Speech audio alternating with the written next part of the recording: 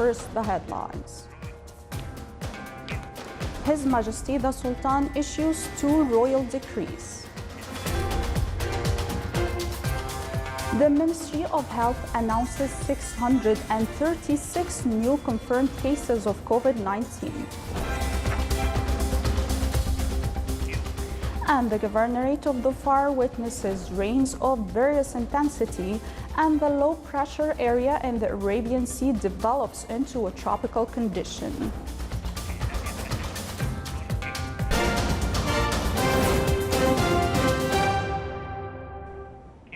Those were the headlines. Now for the news in detail.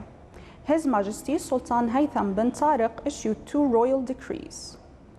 Royal Decree number 57/2020 approving Sultanate of Oman's accession to Nagoya Protocol access to genetic resources and the fair and equitable sharing of benefits arising from the utilization to the Convention on Biological Diversity. Article 1 approves the joining of the Sultanate of Oman to Nagoya Protocol access to genetic resources and the fair and equitable sharing of benefits arising from the utilization to the Convention on Biological Diversity. Article 2 states that the bodies concerned shall lodge the document of joining the aforementioned protocol as per its provisions. Article 3. This decree shall be published in the official gazette and come into force from the date of its issue. Royal Decree number 58/2020 approving the Sultanate's accession to the Minamata Agreement on Mercury. Article 1 approves the Sultanate of Oman's accession to the Minamata Agreement on Mercury according to the attached formula. Article 2, the competent authorities must deposit the document to join the aforementioned agreement in accordance with its provisions. Article 3, this decree shall be published in the official gazette and shall come into force from the date of its issue.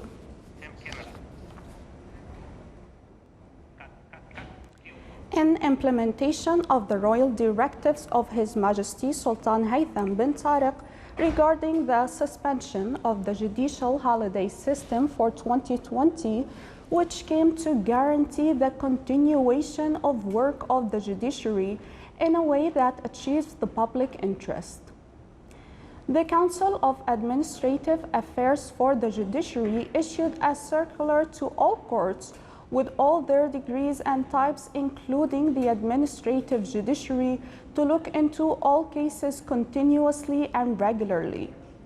May Allah protect His Majesty the Sultan and crown him with success and bestow upon Oman and its people security and prosperity under His Majesty's wise leadership.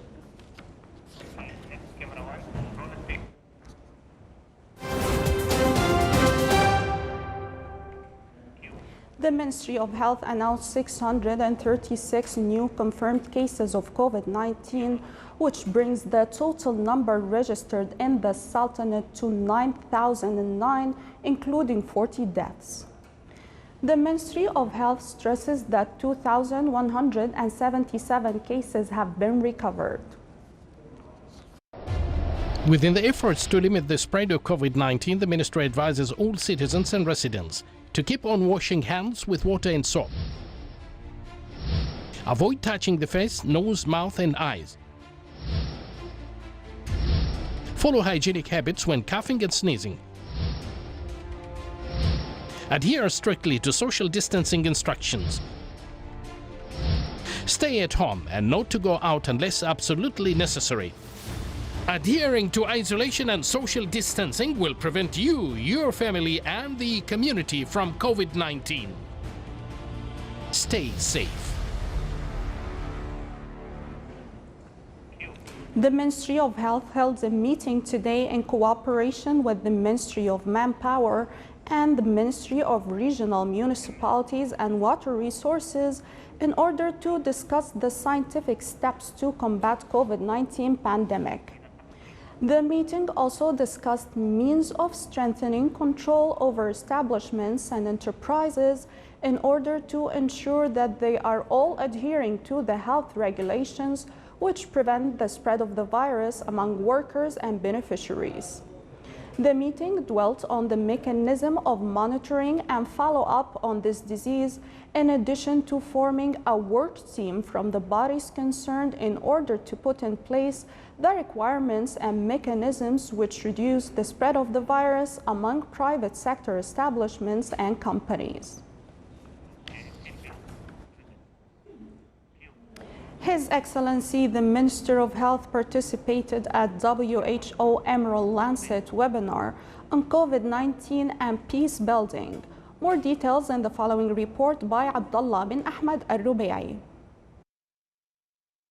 His Excellency Dr. Ahmed bin Mohammed Al-Saidi, Minister of Health, participated today at the WHO Emerald Regional Office for the Eastern Mediterranean and the Lancet Medical Journal webinar on peaceful societies through health and gender equality. His Excellency made a statement at the session entitled Responding to the Epidemic, Building Peace and Maintaining Potential Temporary Peace-Building Gains in Countries as a Result of the Ceasefire due to the COVID-19 pandemic and Other Peace Measures and Factors that may affect the preservation of peace gains.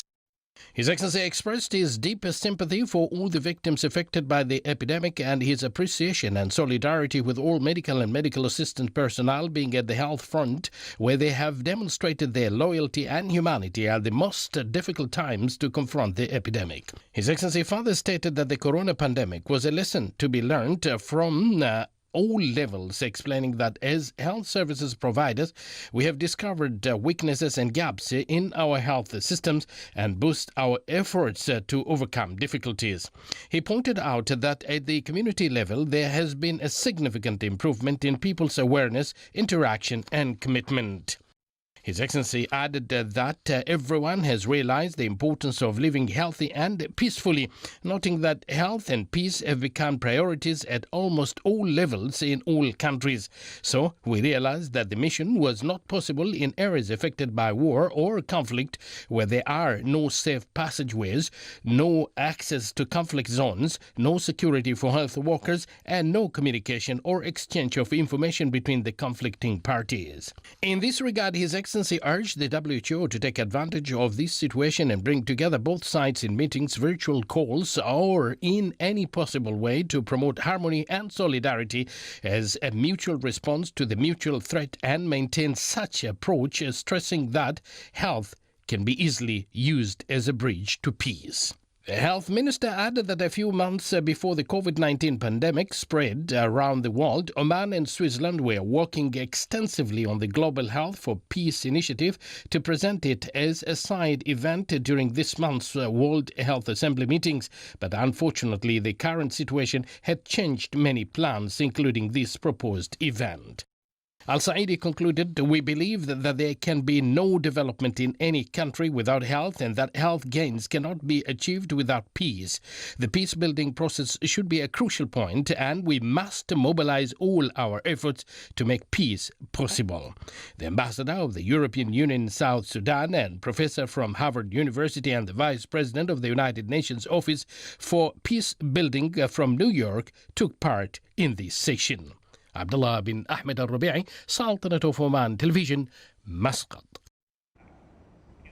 Moderate to heavy rains continue to fall in the wilayats of the Governorate of Dhofar due to the moving of convective clouds from the Arabian Sea towards the Governorate. The wilaya of Taqa witnessed moderate to heavy rains which caused waris and tributaries to overflow. The wilayats of Salala, Mirbat, Sadah, Rakhyut and Dalkot also witnessed light to moderate rains.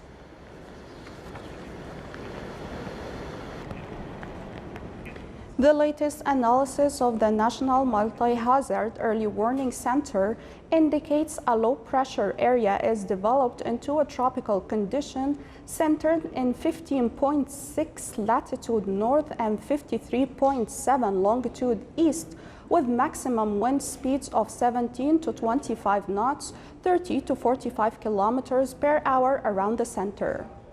It's around 200 kilometers away from the coast of the governorate of Dhofar. It's expected to move towards the coast of the governorate of Dhofar in the next 48 hours, accompanied by thunder showers, gusty winds, and wadi flows. The sea state is expected to be moderate to rough with a maximum wave height of 2 to 4 meters. The Public Authority for Civil Aviation calls on all to be cautious during the rainfalls and not to cross flowing wadis, avoid low areas, and not to venture out into the sea, as well as to adhere to the instructions of the Supreme Committee dealing with COVID-19 developments.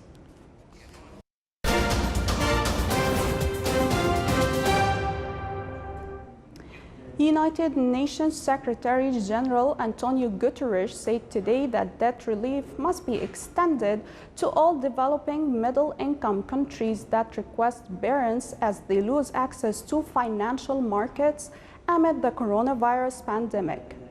Guterres told a UN meeting on how to handle the pandemic's economic fallout that many developing and middle-income countries are highly vulnerable and already in debt distress or will soon become so due to the global recession.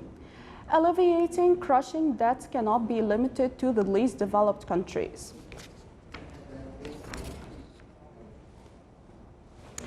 The U.S. coronavirus death toll recorded 100,442 as the pandemic tightened its grip on South America, which is outpacing Europe and the United States in the daily infections. Global cases have surged to nearly 5.7 million, with more than 354,000 deaths, and in a grim signal to other countries hoping to exit lockdown, South Korea reimposed social distancing rules after a spike in new cases. According to a Johns Hopkins University tally, nearly 1.7 million Americans are known to have been infected with the disease, and at least 391,508 people have been declared recovered. While scientists around the world are racing to develop a vaccine, parallel trials are underway to test treatments for COVID-19 symptoms. Jair Bolsonaro, Brazil's far-right president and a Trump ally, has slammed stay-at-home orders and played down the threat of the virus, saying the economic fallout of lockdowns causes more damage than the disease itself. But infections in Brazil have surged past 411,000. As the coronavirus spread into Brazil, killing at least 40 people so far, the first 2 COVID-19 deaths were registered this week in Jingo area, which is one of the biggest reserves in the world, which has reported a total of 22 virus cases. The community's leader wants the government to stop lodgers, miners, and fishermen from illegally entering the territory. He believes the incursion have been spread of the virus. Jingo covers more than 2.6 million acres in the middle of Brazil. It's home to more than 5,500 indigenous people of 14 ethnic groups. Turkey has resumed limited intercity train operations after a 2-month suspension as the country eases restrictions imposed to contain the coronavirus outbreak. Train services restarted today with a high-speed train departing the capital of Ankara for Istanbul in the morning. The trains will make 16 trips daily connecting the cities of Ankara, Istanbul, and Konya. The trains are operating at half capacity. The transportation minister said people showing sign of illness wouldn't be allowed on board. Any passenger showing COVID-19 symptoms on board the train would be taken to a special isolation section and handed over to health officials at the nearest station. No food or drinks would be served during the journey. Deaths from COVID-19 in the country have reached 4,431, with a total of almost 160,000 confirmed infections nearly 123,000 people have been recovered. This is the Sultanate of Oman television. Before we end tonight's news bulletin, here are the main points once again. His Majesty the Sultan issues 2 royal decrees. The Ministry of Health announces 636 new confirmed cases of COVID-19. And the Governorate of Dhofar witnesses rains of various intensity, and the low pressure area in the Arabian Sea develops into a tropical condition. With that, we come to the end of tonight's news bulletin. From all of us here at the newsroom and the studios, thank you for watching and have a good night.